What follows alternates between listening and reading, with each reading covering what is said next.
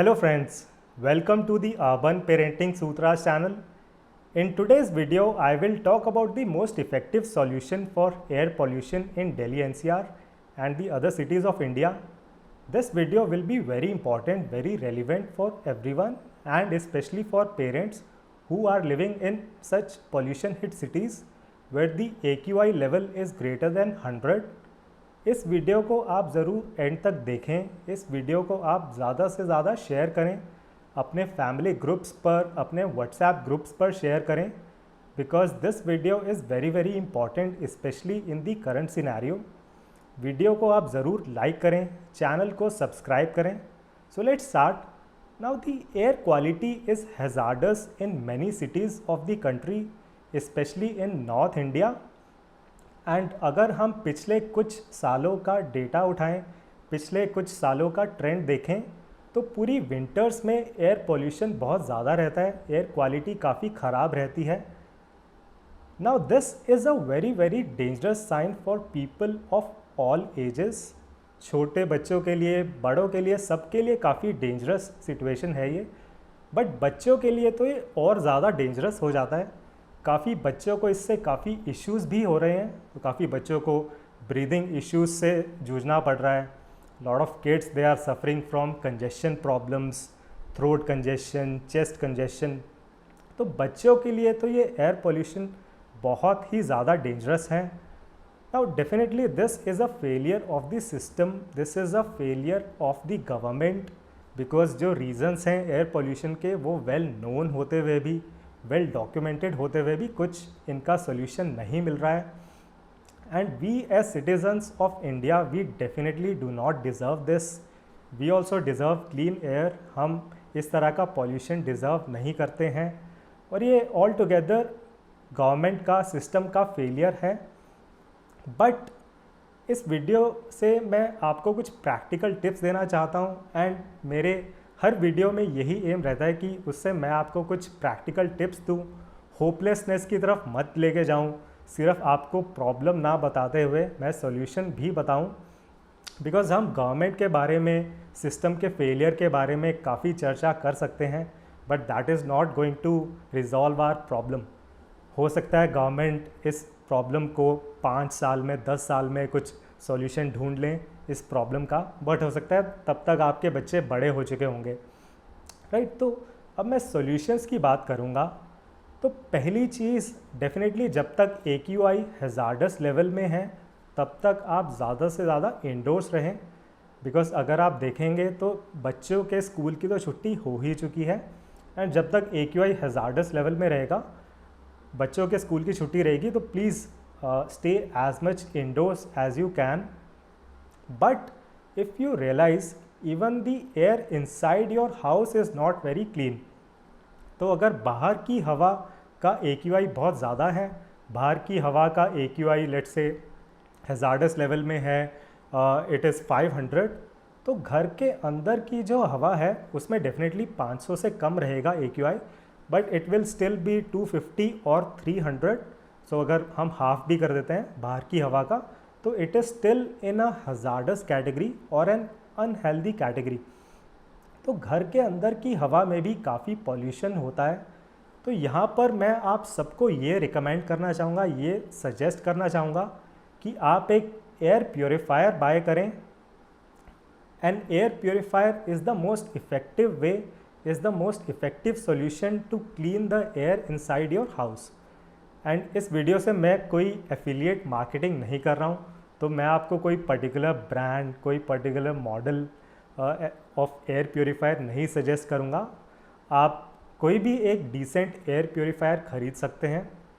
तो अगर हम रेंज की बात करें तो 10,000 से स्टार्ट हो जाते हैं डिसेंट एयर प्योरीफायर्स. एंड आप 10 से 12 से 15,000 का एक अच्छा प्योरीफायर, एक डिसेंट प्योरीफायर सेलेक्ट कर सकते हैं. तो ये एक जनरल रेंज रहती है 10 to 15,000. आप उसके ऊपर की रेंज का भी एयर प्योरीफायर सेलेक्ट कर सकते हैं basis of which model, which brand you like. But in general 10 to 15,000, in 10 to 15,000 rupees you will find a good air purifier, a decent air purifier. तो आप एयर प्योरीफायर को अपने घर के 1 से 2 कमरों में लगा सकते हैं जहाँ पे आप सबसे ज़्यादा टाइम स्पेंड करते हैं, उन कमरों में एयर प्योरीफायर को लगाएं। जिस कमरे में आपके बच्चे ज़्यादा टाइम स्पेंड करते हैं उस कमरे में तो आप मैंडेटरीली उस कमरे में आप ज़रूर लगाएं एयर प्योरीफायर को।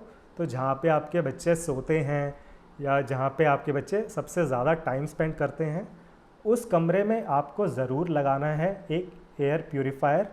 एंड उसके अलावा आप डिसाइड कर सकते हैं, I leave it up to you, उसके अलावा you can decide that in which room you have to install an air purifier. But बच्चों के रूम में ज़रूर लगाएं एयर प्योरीफायर को। एंड कुछ मैं अगर फीचर्स बताऊं अबाउट एयर प्योरीफायर्स, तो एयर प्योरीफायर्स काफ़ी लाइट वेट होते हैं, काफ़ी ईज़िली पोर्टेबल होते हैं। तो आप इजीली अपने एयर प्योरीफायर को एक जगह से दूसरी जगह शिफ्ट भी कर सकते हैं। तो अगर मैं किसी दूसरे इलेक्ट्रॉनिक अप्लायंस से कंपेयर करूं तो आप एक एयर प्योरीफायर को एक टेबल फ़ैन के साथ कंपेयर कर सकते हैं। तो काफ़ी लाइट वेट होते हैं एयर प्योरीफायर, काफ़ी पोर्टेबल होते हैं, काफ़ी इजीली आप सेटअप कर सकते हैं एयर प्योरीफायर का, उसमें आपको कोई चैलेंज नहीं आएगा। अब मैं कुछ डाउट्स की बात करना चाहूँगा, कुछ कॉमन डाउट्स जो लोगों के मन में रहते हैं एयर प्योरीफायर्स को लेके। तो पहला डाउट रहता है लोगों का कि क्या उन्हें अपने एयर प्योरीफायर को क्लोज्ड एरिया में, क्लोज्ड रूम में ही चलाना है या फिर अपने एयर प्योरीफायर को हॉल में भी चला सकते हैं। तो यहाँ मैं आपको बताना चाहूँगा, जिस तरह एक एसी, एक एयर कंडीशनर को आप क्लोज्ड एरिया में चलाएं तो ज़्यादा इफ़ेक्टिव रहता है वो, उसी तरह आप अपने एयर प्योरीफायर को भी एक क्लोज्ड रूम में ही चलाएं। इनफैक्ट उस रूम के आप खिड़की और दरवाज़े बंद रखें तो आपका एयर प्योरीफायर सबसे इफ़ेक्टिवली काम करेगा। अगर आप किसी हॉल में या खुले एरिया में अपने एयर प्योरीफायर को ऑपरेट करते हैं तो वहाँ पे काफ़ी हवा अगर बाहर से आ रही है तो एयर प्योरीफायर से फिर बहुत फ़र्क नहीं पड़ेगा इन दी एयर पोल्यूशन। तो डेफिनेटली अपने एयर प्योरीफायर को आप बंद कमरे में चलाएं, खिड़की दरवाज़ों को बंद रखें। ये पहला मैं डाउट क्लियर करना चाहता था। दूसरा डाउट ये रहता है ना, एक बार आप एयर प्योरीफायर को चलाते हैं, एक बार ऑन करते हैं तो 30 से 45 मिनट लगते हैं एयर प्योरीफायर को to clean the air inside your room. तो अगर आपने एयर प्योरीफायर को ऑन किया है, आप ये मत एक्सपेक्ट करें कि 5-10 मिनट में ही जो हवा है वो पूरी क्लीन हो जाएगी, पूरी हवा साफ़ हो जाएगी। 30 से 45 मिनट लगेंगे एयर प्योरीफायर को, depending on the model, depending on the area inside your room. और इसी वजह से आपको अपने एयर प्योरीफायर को पूरे दिन 24 घंटे चला के रखना है। बिकॉज़ एक बार अगर आपके कमरे की हवा साफ़ हो गई, उसके बाद अगर आप अपने एयर प्योरीफायर को बंद कर देंगे तो the air will get polluted again in no time. Because उतने सील्ड हमारे कमरे नहीं रहते हैं, कुछ ना कुछ गैप रहता है खिड़कियों में या दरवाजे के नीचे कुछ गैप रहता है, एंड वहाँ से जो पॉल्यूटेड एयर है वो फिर अंदर आ जाती है एंड आपके कमरे का AQI फिर ख़राब हो जाएगा। तो आप अपने एयर प्योरीफायर को पूरे दिन चला के रखें, उसी से आपका कमरा पूरे दिन साफ़ रहेगा in terms of the pollution, in terms of the air quality index. And तीसरा डाउट जो है वो इसी से रिलेटेड है। तो काफ़ी लोगों का ये डाउट रहता है कि अगर वो 24 घंटे एयर प्योरीफायर को चलाएंगे पूरी विंटर्स तो इलेक्ट्रिसिटी कंजम्पशन कितनी होगी, क्या बहुत ज़्यादा खर्चा आएगा इलेक्ट्रिसिटी का due to the air purifier working the entire day. तो यहाँ मैं आपको बताना चाहूँगा एयर प्योरीफायर की इलेक्ट्रिसिटी कंजम्पशन काफ़ी कम होती है। आप जितनी एक सीलिंग फ़ैन से इलेक्ट्रिसिटी कंज्यूम होती है, आप मान के चलें कि उतनी इलेक्ट्रिसिटी एक एयर प्योरीफायर भी कंज्यूम करेगा। तो अगर आप पूरे दिन चला रहे हैं अपने एयर प्योरीफायर को, पूरी सर्दियों में चला रहे हैं, तो उससे आपको बहुत ज़्यादा खर्चा, आपके ऊपर बहुत ज़्यादा खर्चा नहीं आएगा, आपका इलेक्ट्रिसिटी बिल बहुत ज़्यादा नहीं बढ़ेगा। तो ये एक कॉमन डाउट रहता है। अगली चीज़ भी थोड़ी रिलेटेड है कि अगर आप पूरे दिन चला रहे हैं अपने एयर प्योरीफायर को, मतलब आप जब सो रहे हैं तो उस टाइम भी आपको चलाना पड़ेगा। तो अगर एयर प्योरीफायर की बहुत ज़्यादा आवाज़ रहेगी तो that can be very very difficult for you, that can make very difficult for you to sleep. तो यहाँ मैं इस डाउट को भी क्लियर करना चाहूँगा। एयर प्योरीफायर की आवाज़ एक सीलिंग फ़ैन की तरह ही रहती है, काफ़ी कम रहती है, और वो आपके एम्बियंट आपके एम्बियंस का ही पार्ट बन जाती है। तो जिस तरह आप थोड़ी देर के बाद सीलिंग फ़ैन की आवाज़ को बिल्कुल नोट नहीं करते हैं, the ceiling fan becomes a part of your ambient noise. Similarly, the air purifier, the noise of the air purifier also becomes a part of your ambience. तो आपको थोड़ी देर के बाद बिल्कुल रियलाइज़ नहीं होगा। तो आप इस डाउट में मत रहें कि अगर आप एयर प्योरीफायर रात में चला रहे हैं तो आपके छोटे बच्चे हैं तो वो उसकी आवाज़ से उठ जाएंगे या इस तरह के आपको कुछ चैलेंजेस फेस करने पड़ेंगे। ऐसा बिल्कुल नहीं है। और हो सकता है कि अगर आप अपने एयर प्योरीफायर को जो मैक्सिमम फ़ैन सेटिंग है उस पर चलाएंगे तो थोड़ी ज़्यादा आवाज़ आएगी पंखे की, हवा की। तो आप थोड़ा उस स्पीड को कम भी कर सकते हैं। उस तरह का प्रोविज़न हर एयर प्योरीफायर में रहता है कि आप उसकी फ़ैन की सेटिंग को कम ज़्यादा कर सकते हैं। एंड थोड़ा आप कम कर लेंगे तो आपको बिल्कुल पता नहीं लगेगा रात में सोते हुए, एंड आपके बच्चों को बिल्कुल पता नहीं लगने वाला है। अगर आपके छोटे बच्चे हैं तो वो नहीं उठेंगे, इतनी नॉइज़ नहीं होती है एयर प्योरीफायर की। तो ये कुछ मैं डाउट्स क्लियर करना चाहता था एयर प्योरीफायर्स को लेकर। अब इसके बाद मैं 2 चीज़ें आपको बताना चाहूँगा जो आपको ज़रूर इंश्योर करनी है जिससे आपका एयर प्योरीफायर इफ़ेक्टिवली काम करता रहेगा। तो पहली चीज़, हर एयर प्योरीफायर में एक डस्ट फिल्टर होता है जो कि आपको रेगुलरली क्लीन भी करना पड़ता है। तो basis of your model, basis of the brand you bought, you may have to clean the dust filter by putting water on it, या हो सकता है कुछ और तरीका हो उसको क्लीन करने का basis of the model you bought. But please आप अपने एयर प्योरीफायर के डस्ट फिल्टर को हर हफ्ते में एक बार क्लीन करें।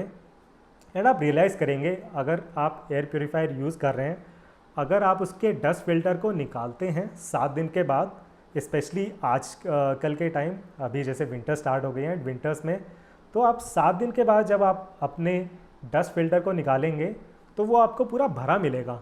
It will be full of dust, it will be full of pollution. And please realise, if you are not using an air purifier, that dust और that pollution will go inside your body, inside your children's body, right. तो आप और आपके children उस dust को, उस pollution को expose होंगे घर के अंदर भी। तो प्लीज़ आप अपने डस्ट फिल्टर को, आप अपने एयर प्योरीफायर के डस्ट फिल्टर को हर 7 दिन बाद क्लीन ज़रूर करें। बिकॉज़ अगर आप गंदे डस्ट फिल्टर के साथ ही उसको यूज़ करते रहेंगे, हो सकता है एयर प्योरीफायर इतना अच्छे से, इतना इफ़ेक्टिवली क्लीन ना करे एयर को। तो ये आपको पहली चीज़ इंश्योर करनी है। दूसरी चीज़ मैं आपको यहाँ पे बताना चाहूँगा कि ये जो फ़िल्टर्स का सेट रहता है एयर प्योरीफायर्स के अंदर, 3 से 4 फिल्टर्स होते हैं, तो उनको आपको 1 या 2 सीज़न के बाद चेंज भी करना पड़ता है। Again that frequency will depend on the model which you have bought.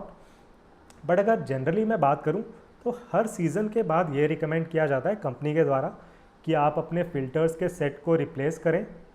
Because वो फिर अगर कंपनी ने कहा है कि 1 सीज़न आपको यूज़ करना है एंड आप दूसरे सीज़न भी यूज़ करते हैं सेम फिल्टर्स को, तो हो सकता है it will not be very effective. And उतना आप खर्चा करने के बाद भी, एयर प्योरीफायर को ख़रीदने के बाद भी, हो सकता है आपके घर की हवा फिर साफ़ ना हो पाए। प्लीज़ एयर प्योरीफायर के फ़िल्टर को भी आप चेंज करें हर सीज़न के बाद and as recommended by the company. तो अगर आपने 10,000 का एयर प्योरीफायर बाय किया है, हो सकता है 2-2.5 हज़ार के फ़िल्टर हों जो आपको हर सीज़न के बाद चेंज करने पड़ें। तो I would recommend that please do that. That will ensure that you are able to get the best value from your air purifier. तो ये 2 चीज़ें आपको ज़रूर इंश्योर करनी है and that will make sure that your air purifier is always cleaning the air effectively and आपके घर की अंदर की जो हवा है वो हमेशा साफ़ रहेगी। तो ये कुछ काफ़ी इम्पॉर्टेंट पॉइंट्स, काफ़ी प्रैक्टिकल पॉइंट्स मैं कवर करना चाहता था इस वीडियो में। आप में से जो भी ऑलरेडी एयर प्योरीफायर यूज़ कर रहे हैं, प्लीज़ अपने एक्सपीरियंस को कमेंट सेक्शन में लिखें ताकि बाकी लोग भी आपके कमेंट्स को पढ़ के थोड़ा और समझ सकें एयर प्योरीफायर्स के बारे में। एंड अगर आप में से कोई भी इस वीडियो को देखने के बाद एयर प्योरीफायर बाय करते हैं, प्लीज़ उसको भी आप ज़रूर मेंशन करें कमेंट सेक्शन में। I will look forward to your feedback in the comment section. So thank you very much for watching this video. Please do like it, please subscribe to the channel, please share it as much as possible. See you in the next video.